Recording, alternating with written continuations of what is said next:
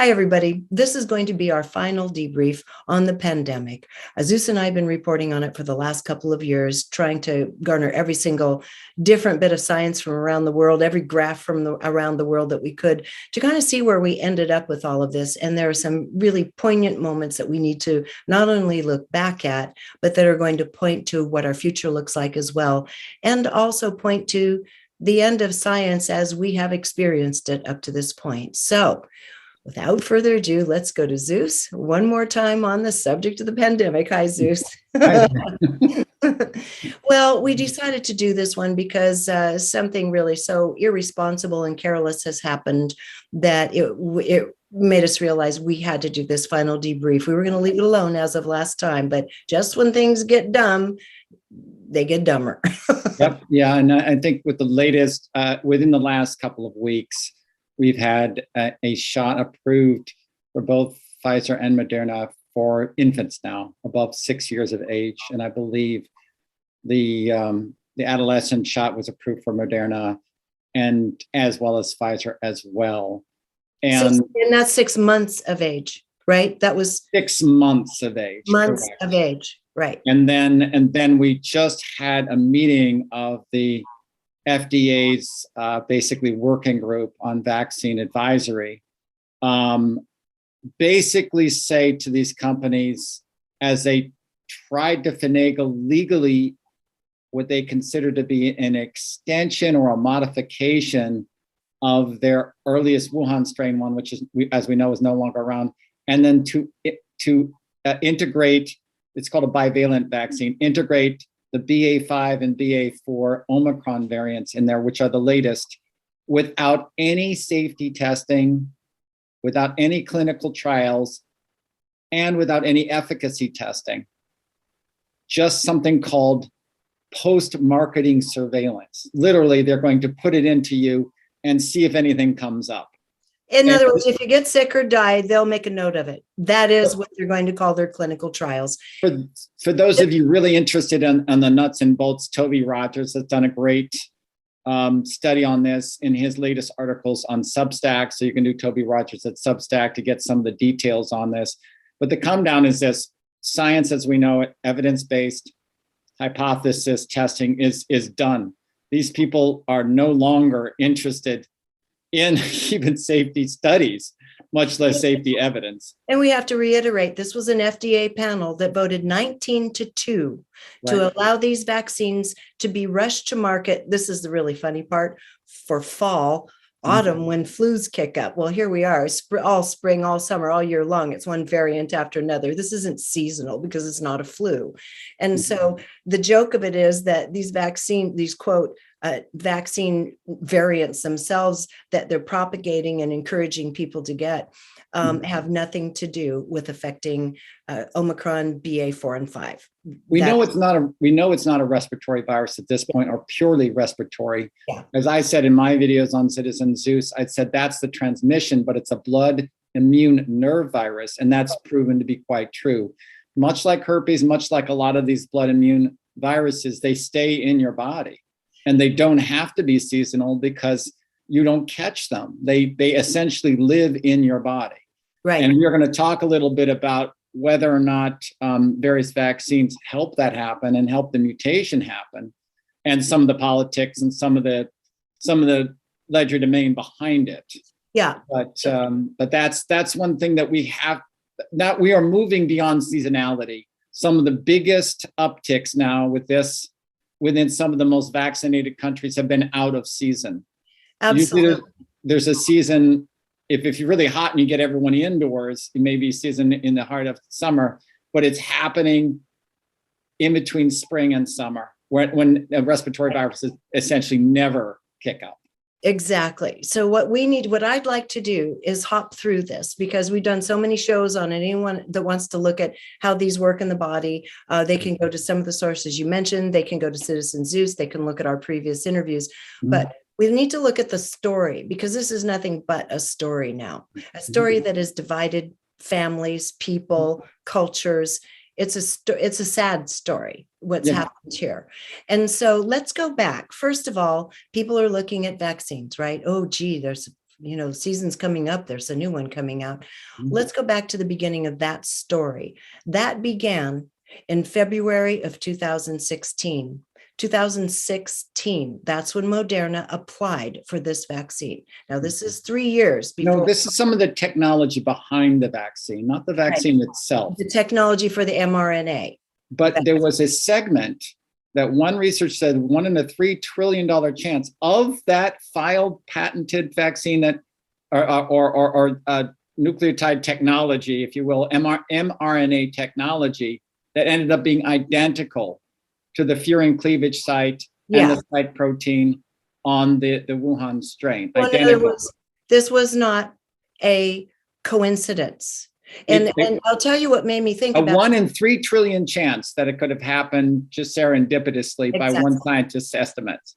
And this is February of 2016. Now, we already know that gain of function research for this particular spike protein had been going on prior. 2014, it was shut down, and then it was resurrected in 2017, when March of 2017 is when this patent was awarded to Moderna. So we have to look at the timing, because that spike protein was being worked on by University of North Carolina, Chapel Hill, Peter Daszak and the gang, and the Wuhan laboratory people at that time, all the way up until the release, accidental or not, of what became known as, we're not going to say the word just so we don't get censored here one more time, because then I'd be in trouble. Right. And what happened was the technology, much like goods, are designed here, and then the implementation and the production and manufacture was offshore to China because it was illegal here. Exactly. Yeah. Exactly. But the point that really got me is in February of 2020, I was listening to Dr. William Wong. Now, this man has a great depth of background in biochemistry. And he was talking about the fact not to worry, that when they create bioweapons, he was very clear, this was made in a lab. Now, by this time, we started seeing this even from Luc Montagna, the Nobel Prize winning virologist. He was saying this is made in a lab. So these top guys and minds were already saying, whoops, this was made in a lab. This isn't accidental. It didn't happen at a meat market. So as this is happening, William Wong said not to worry, because what they do is they'll always have the antidote for the bioweapon developed at the same time. So when I came across that original article that said the spike protein application and the Moderna mRNA vaccine, or would you call it a vaccine at that point, Zeus? I don't know if I would call it a vaccine, because they were working on different technology, anti-cancer technologies. But the connection is here. The connection to Ralph Baric and Peter Daszak and the bat lady in China, were that they were literally manipulating and humanizing mice, or creating human reactions within mice by making these genetic manipulations. So clearly it was gain of function. Clearly it was cross-species gain of function and testing that was already happening, and they were using that to create that patent for Moderna. Exactly. So I think we can say that what William Wong said all those now 2.5 years ago, he was right on. And I never forgot what he said. I thought that's interesting. So now we get to what actually happened. So now the vaccines have come out, Moderna's mRNA and Pfizer's as well have come out. People are standing in line begging for the vaccine all over the world. And it does seem to have some efficacy in keeping the really nasty part of the lung debilitation at bay, so people wouldn't have to go to the hospital. And it was intended for the vulnerable, elderly, and those who had pre-existing conditions. In the first wave. In the first wave. And there were 2 reasons in the first wave why it appeared, at least, these mRNA vaccines were helping more than harming.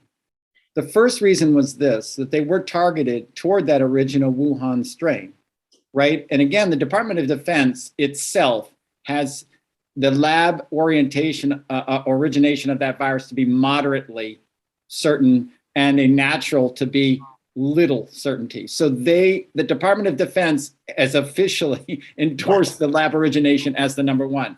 So that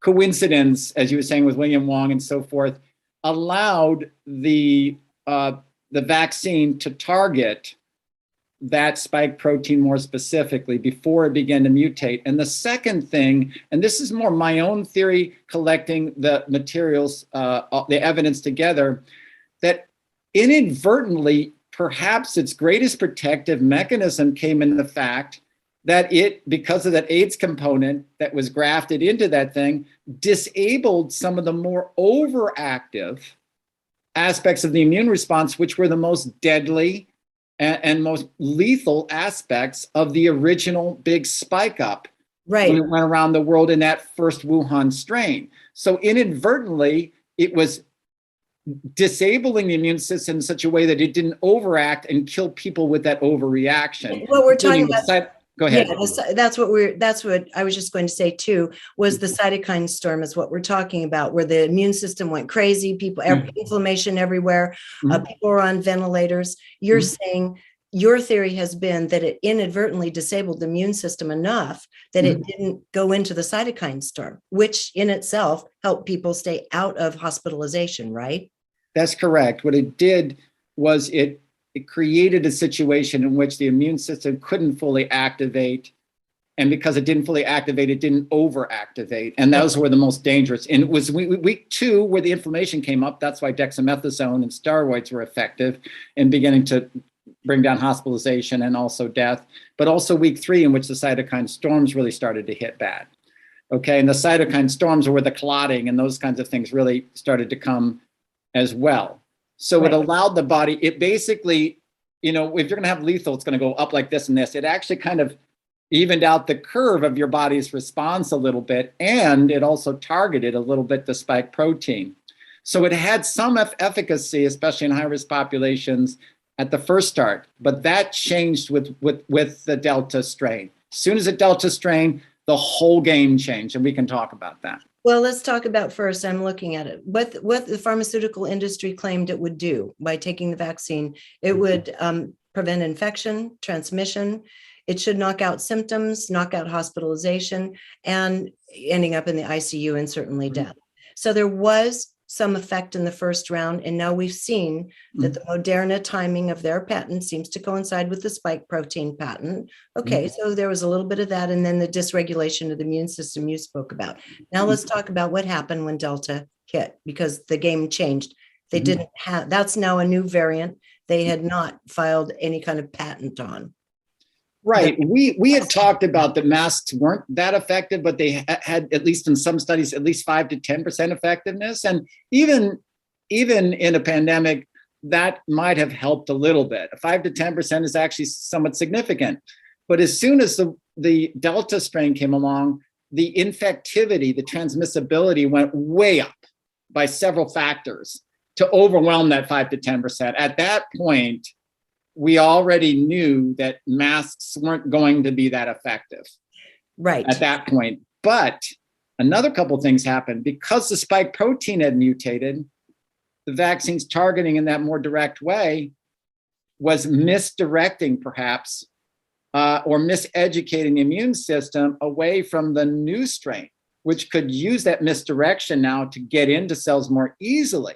So all of a sudden you saw in Barnstable and other places that basically people who were vaccinated were getting it, just like people who were unvaccinated. And in that Barnstable study, were even getting hospitalized and certainly getting symptoms on par with it. And you notice that's also the time the FDA and CDC were saying, yes, vaccinated people need to start wearing masks again. Well, because they realized that. The other thing they said is, oh, no, you misunderstood us. We never said that this would prevent transmission. Yeah. They said that. Well, they did say that. That was a lie. So now the PR starts spinning. And so what is their answer? There seemed to be one consistent answer. So now you're seeing the statistics, and we haven't even gotten to some of the other countries. We're seeing that it doesn't matter whether they're vaccinated or not. Now people are hospitalized. They're dying in equal numbers. Something's happening to the immune system. And let's take a look at that now. Some that allowed them to die in equal numbers. And there were quite a few cities, and we'll get to Israel in a moment, which really made that startlingly. Well, let's see, if you follow the track of the virus, especially we'll talk a little bit about the East Germany and West Germany, but East Germany, they had a lower vaccination uptake, and they really got hit hard by that Delta wave, but they got natural immunity out of that. The advantage of natural immunity, and we've talked about this, is it tends to give you a recognition and education for the whole virus, not just the spike protein. So if the spike protein changes, then your natural immunity still has other reference points to attack a variation or mutation. These mRNA vaccines did not. So the first in that Delta wave, it became misdirected, right? And so it started to lose its efficacy against people, especially against people who are naturally vaccinated. That turned out to be about 6 or 7 times better effectiveness once that strain, and even hospitalization as well. Now, unvaccinated who hadn't been exposed to it, especially high-risk groups, they were still getting a lot. So they were still recommending the vaccine to many people. But you've knocked out one of the 2 reasons to have the vaccine, was the appropriate targeting.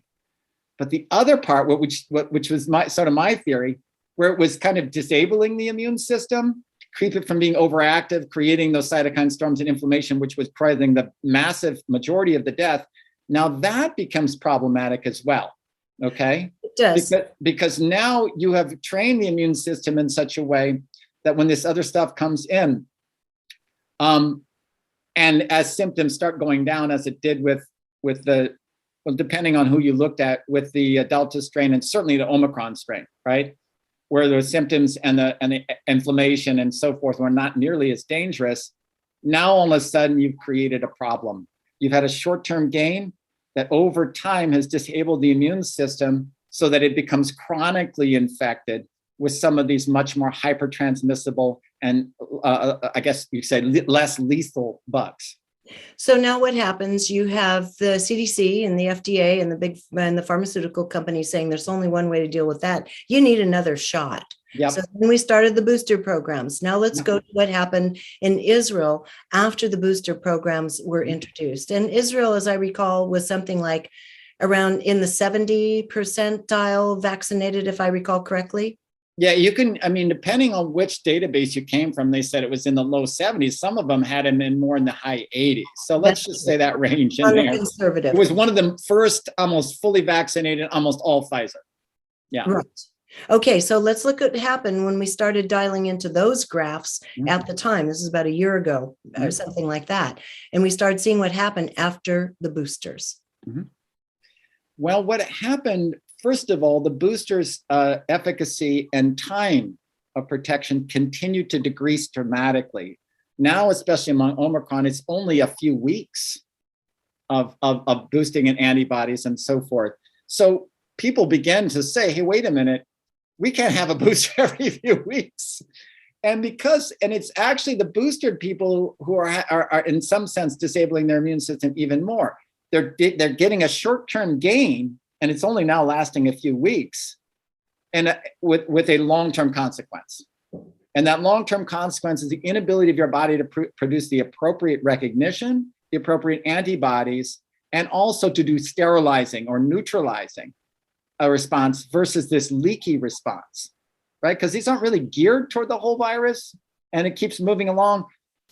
One of the best things I ever heard that gave me some solace, and even to your audience out there who has taken vaccines but not boosted, okay, gives you some heart, is that nature, including your own body, tends to kick out these pretenders, okay? That's critical. And even if you've been injured by this, your body is amazingly resilient at erasing and forgetting the things that it doesn't need to, beginning to remember new things and get exposed, because even the vaccinated people now have been exposed to Omicron. And over time, your body tends to begin to develop an appropriate response and iron out some of the misprogramming that may have come from well-intentioned but increasingly ineffective vaccine.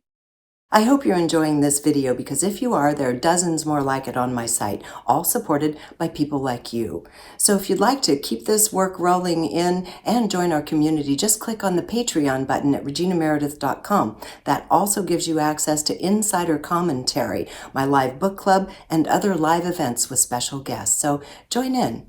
Thanks.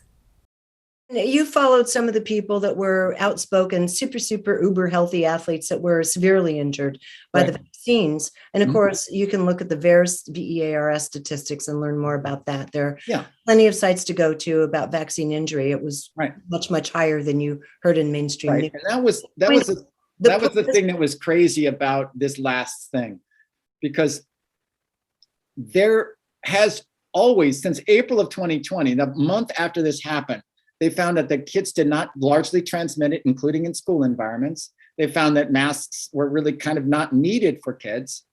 And they found out that they didn't really get infected. And if they did, it was almost like gone in a couple of days. I have anecdotal examples, but there are also research examples of this. And so there wasn't ever at any time a solid case to be made scientifically to ever vaccinate kids. However, there were studies that came out, especially for males from 12 to 17, where there's myocarditis and some possible consequences to these things. And it was this meeting that basically just a couple of weeks ago where they just disregarded all of that.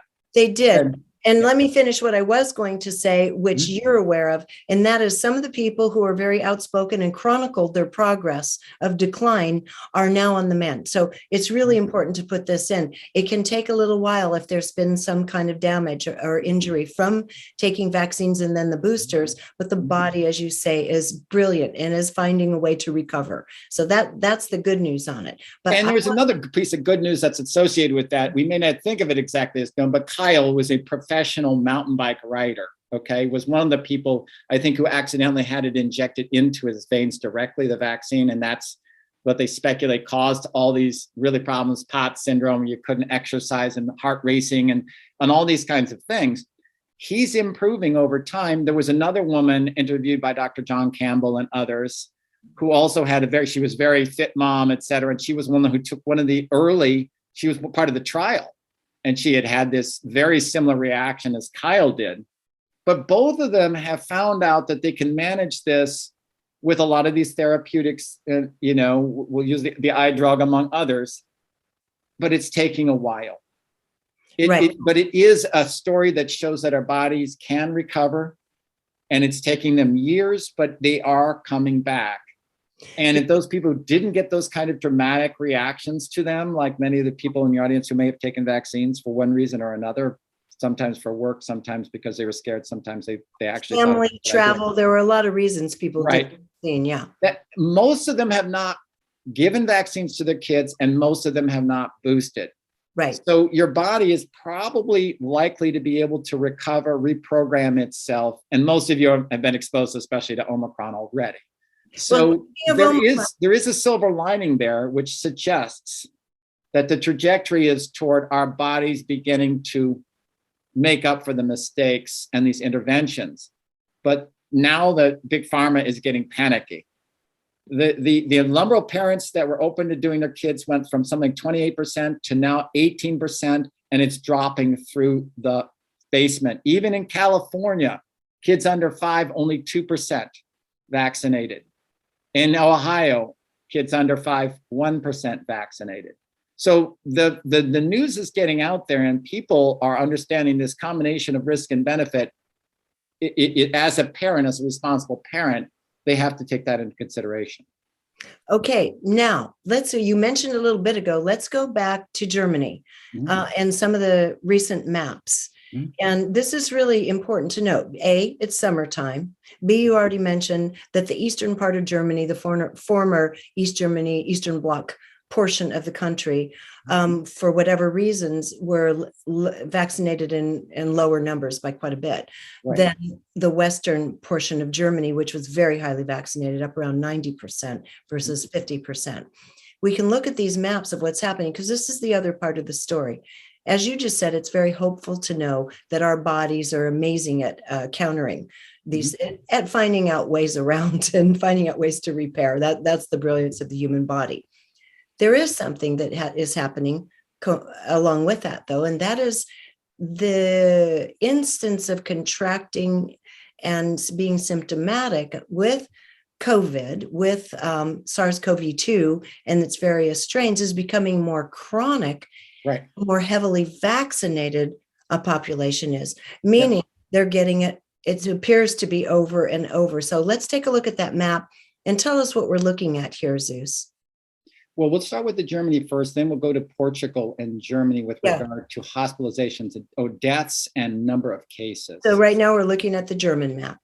Okay, the German map, the multicolored German map, Igor Chudov has done some great work on this, has even been taken up by German publications.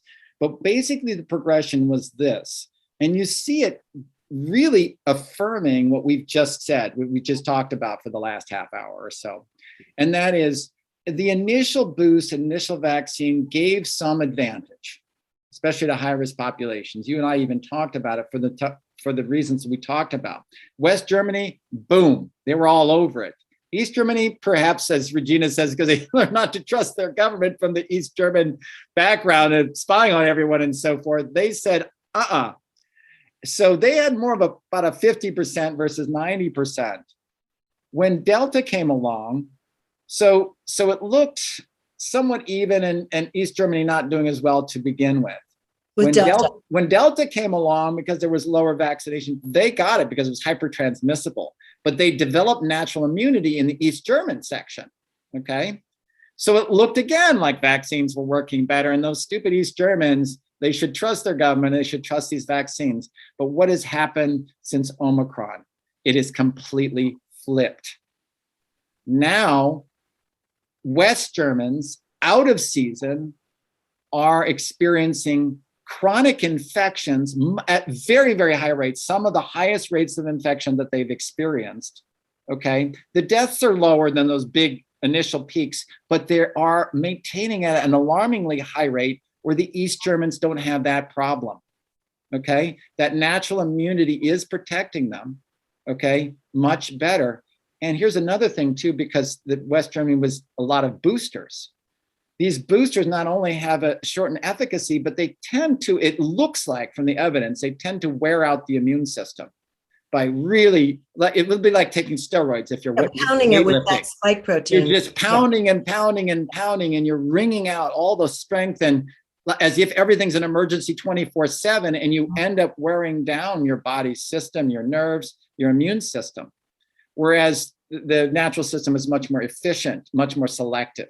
And so what we're seeing now is these things that are going up. And what's new is they're not going down to baseline. These epidemics and these seasonal waves used to go back down to zero, and then they jet up again. Now they're not going down to zero. They're coming back down to 1,000 per day. And they're going like this. And the same is true with the deaths. They're not going all the way back down either. They're kind of teetering like this and sometimes bumping up and then coming down again. They're setting a new baseline, which suggests that it's not long COVID. Now, long COVID is these long symptoms associated with exposure, but chronic reinfection with COVID because of the leakiness of the individual's immune response trained by these viruses, which were incomplete and did not anticipate all these mutations. There's nature again coming back with full vengeance. You need nature to hit nature. Right. The original virus came from a lab, perhaps, but in its mutations took off into the nature. And when that happened, all of a sudden, the very narrow, technocratic assumptions got blown up. So now the government's answers to this are, guess what? Get ready for your fall boosters. There's only one answer to this, which is, when you have everyone having so much stake, the Biden administration literally pinned all its hopes on this. Okay, let's honestly say that the Trump administration did too. They did Operation Warp Speed. They didn't have a critical approach to any of this development either. Everyone was trying to take credit of this. Now they're invested in it. And now the science is showing that it made some drastic errors due to that more blinded, tunnel-minded approach. And instead of adjusting to it, in this latest thing that just happened a few days ago, they basically said, well, here's what had been happening before. When Delta hit, they started taking selective bits of data. They would only use Kentucky and say, oh, this looked okay. And then they wouldn't tell you about the rest of the states. So you knew that they were just trying to select the pieces that would work. Now they don't even have the pieces to select out after Omicron. So they've just decided they don't need any evidence at all. And I saw this and I said, in one of my articles I've written for my Substack, I said, of course you don't have any evidence. Then they use the term, this is a deadly term, there's no evidence to suggest. Well, guess what? If you make it so that you never produce any evidence, right? then there will never, ever be a situation in which there's no evidence to suggest, because you wiped off the map any possibility of accessing any evidence. This latest group is exactly what they did. They literally said, we will allow you to literally stick these two completely novel, untested things, no safety, no efficacy, and then we don't have to worry about the term no evidence. We can use the term no evidence to suggest because there won't be any evidence to draw from or interpret. They continue to go down and down and down in terms of scientific efficacy, to the point where they're so invested now, all they can do is say, we're in, we're all in. We're basically no longer a regulatory agency. We're just a lobbyist for you guys. We're going to let you do whatever you want, and we're going to do whatever we can to help you cover up any kind of evidence of vaccine injury. And they have these so-called sentinel post-marketing surveillance. Are you kidding me? You're literally going to stick millions of people with this. And if you see a safety signal after you do it, then you're going to say, well, maybe we should make adjustments. And that's insane. That's genocide. That's genocide against the Nuremberg Code. Other reporters have pointed this out. What they're doing is not just reckless and irresponsible, it's illegal, it's immoral to allow this stuff just because the pharmaceutical company, well, they've bent to them complete. All the governments have bent. The politics don't matter when you get that high up. You're talking about an entity large enough that it almost serves as an umbrella over the others. And that we're talking about Big Pharma. So Big Pharma has won. And, you know, Zeus, I want to go back and say, and I think I did mention this a time or two, maybe I didn't tell it fully, but you recall when this all first came together, I was sitting back and watching with a very watchful eye, because I did a meditation on it when that first ship came in off the coast of Northern California, and the very first infected people came in from that Princess liner, I forgot the name of it, ended up in Sacramento in the ICU. And I thought, what's going on here? And for the people that watch my shows know that every now and then I do go into meditation and I'm given information. And in this case, it was very specific. The words that came, I closed my eyes and said, if there's something to see, what is it? Show me. And it said, this was made by man to benefit the few over the many. And when this continues, people will go into such fear that they will be begging for vaccines. And once the planet has been vaccinated, this is going to lower the overall immune defense of human beings, of the human species. And this will allow for chronic disease to take hold and for the pharmaceutical companies to benefit for decades into the future, far beyond the profits from any vaccine.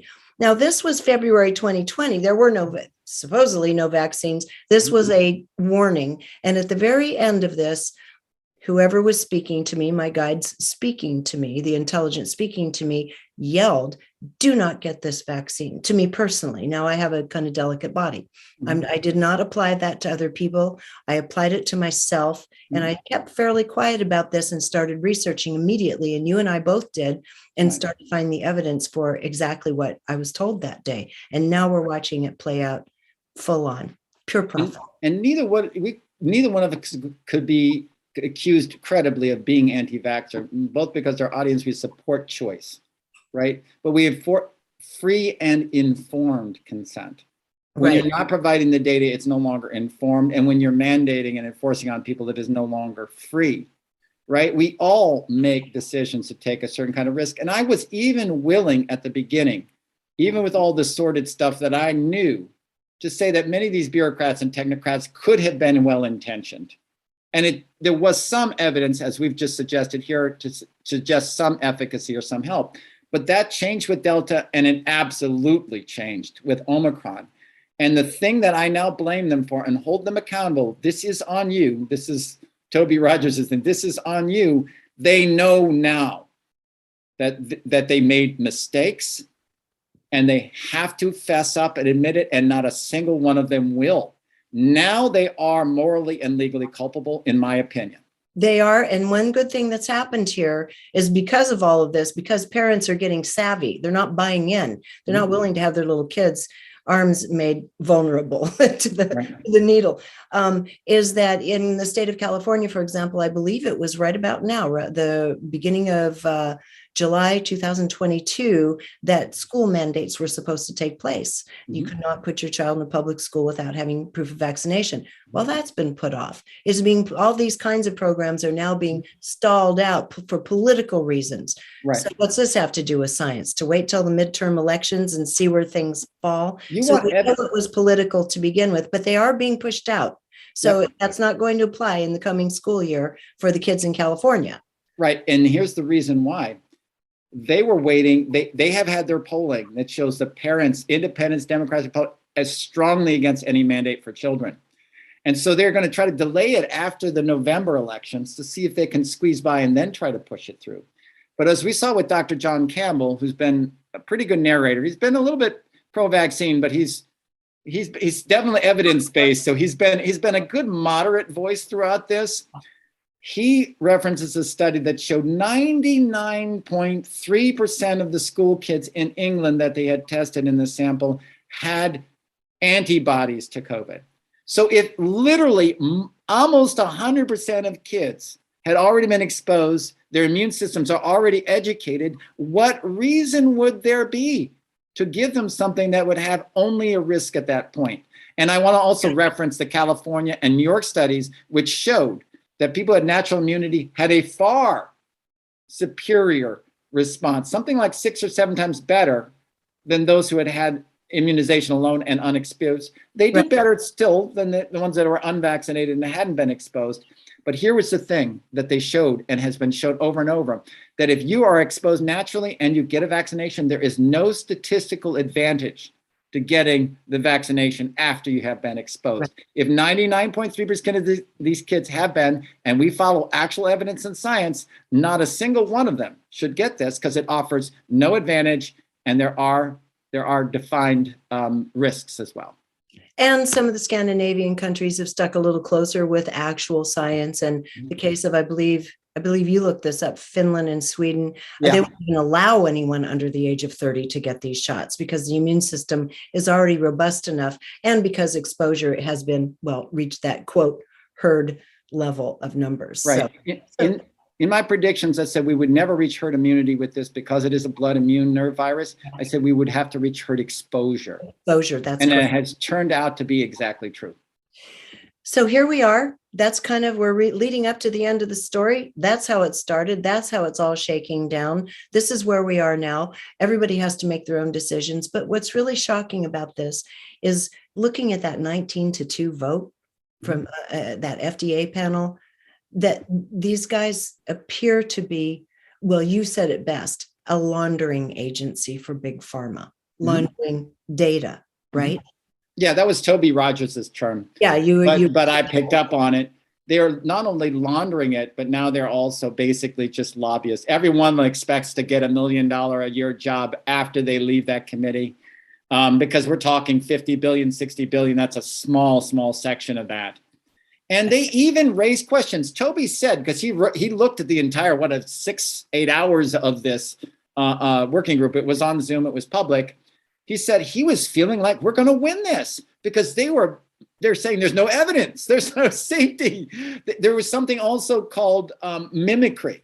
Yeah, this is really, really devastating, which is that these vaccines are creating a situation that's embedding using proteins that are too similar to the body's own, which may be one of the explanations for the myocarditis and pericarditis, the blood clotting, is it's autoimmune. The body is beginning to attack its own proteins, not being able to distinguish it between these foreign proteins from this particular microbe. So now they brought that up in that group. And then they just voted 19-2 to say, well, okay, which is why we're even doing this kind of final. They literally said, if we don't have to do clinical trials, we can get it to you by fall. Like fall matters. We're right in the middle of a big like there's any need. Where's the emergency? We already know with the kids, they're already exposed. They've gotten their immunity. And Omicron is proving to be so much more mild than anything we started with when the story began. So. And they only have a few weeks of effectiveness. Every bit of scientific evidence not only suggests, but confirms that it would be exceedingly unwise to try to do this. Not to mention, and this is an important point to make too. I'm writing an article right now called An Endemic of the Overly Vaccinated. What's happened when you misdirect your immune system and you through vaccines, and you don't allow your body time to recover and develop its own natural defenses, and you keep boosting, you become the low trough where all these variants and these genetic things go toward. So it actually becomes a kind of slingshot effect or a rebound effect that goes exactly opposite. They have to understand that natural is superior. However, at the same time, recognize that you can intervene in ways that are intentional or unintentional that can actually disable your ability to fight off natural infection. You can overwhelm and overwork and exhaust your immune system. We already know this. Throughout history, CDC and FDA has always recognized that natural immunity, and Fauci himself has been shown on tape to say it is the best immunity. And all of a sudden they decided to get rid of all of that science. Exactly. And just keep on going back to the same thing. So here we are. It's all over but the shouting. They've just said, we're not doing clinical trials. We're just going to keep pumping these things out. Take them at your own risk. We'll make a note if you get sick or you die. Okay, that'll go into a database somewhere, maybe. So we're on our own. So now we've done as much as we can to help research and inform people to the degree that we have become informed. And it's up to each one of us now to make wise decisions, and more than anything, to protect our children, to truly protect our children from what appears to be an unstable, non-scientific, quote, vaccine that's going to be released on the market probably in the fall. And I would say, too, this is a wonderful time for everyone within this community who is hearing this to go across ideological lines, to link hands of people from different racial, cultural, ethnic, class, backgrounds, political ideologies, and say, listen, free and informed choice, medical freedom is an absolute right that we all support, and that we are going to find alternatives to simply just these mechanistic approaches, including diet, including exercise, including workable, scientifically validated therapeutics, many of like the eye drug that we've mentioned that were being banned, okay? And not to be afraid of this and not to become so bound up and to say all these things are conspiracy or all these things are just too woo-woo. It turns out they are going to be the very center of a new renaissance in health, I'm predicting, in which we begin to say, we now know we can't trust these people. They literally have said, no evidence, no science, and we are going to do the opposite. We're going to go to nature. We're going to go to actual science. We're going to go to integrating these various things in a simple way that's going to really improve our quality of life, our clarity of mind, our gladness of soul, our gladness of heart. And that, I think, is really, really where the hope is here. This is not a doom and gloom thing, ultimately. We are headed toward trusting ourselves and calling out the bunk. And in doing so, I think we are going to really empower ourselves beyond what we even could have expected before in good times. I agree with you, Zeus. Sometimes it just has to get so absurd you realize you are on your own, and that's a good place to be.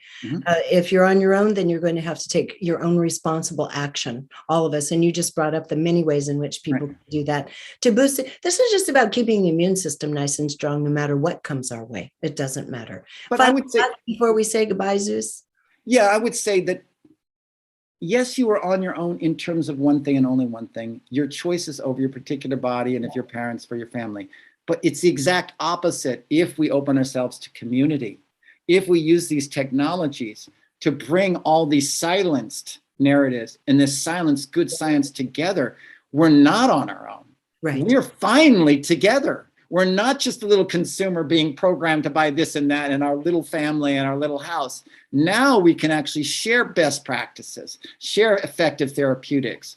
And now we won't be defined by our political ideology or our cultural stance. We'll be defined by our health and our desire and our love and our concern for each other to make sure that we're the healthiest we can be. So we have the best of both worlds. We are now finally going to take responsibility for our own, that is our own body and our children. But we are also going to open our hearts up to create a real global community and local community that will allow us to empower ourselves and other people instead of being divided against them. Here, I couldn't agree more. So Zeus, thanks for, we were so annoyed when we read this recent, I don't even know, assault, really, assault on truth, assault on justice, even by this FDA ruling. We were so upset about it. We decided to just do this final little wrap. So we won't be coming back talking about this again. As far as I can see, something really weird would have to happen. So Zeus, thank you so much. Your research has just been astounding over the last 2 years. We both pitched in and done quite a bit to educate ourselves as best we can and then share with all of you as best we can. So we wish you well on all of this. And again, you're right, Zeus, community is where it's at. Sharing information is where it's at. So until next time, we have a lot of other things to talk about down the road. So bye, Zeus. And you can go, for everybody, you can always go to citizenzeus.com and take a look at some of the many, many articles Zeus has written, and also Zeus Yiamouyiannis at Citizen Zeus on Substack as well, plus our previous interviews to kind of go back into this. But I think we gave enough of a little recap today. You might not need to do that. Yeah. So until next time, thank you all for joining us here on reginameredith.com. If you enjoyed this video, be sure to subscribe to my YouTube channel.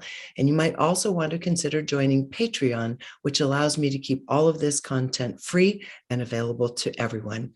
And if you're looking for like-minded souls, you might also enjoy my online community called Our Neighborhood. Links to join are in the description.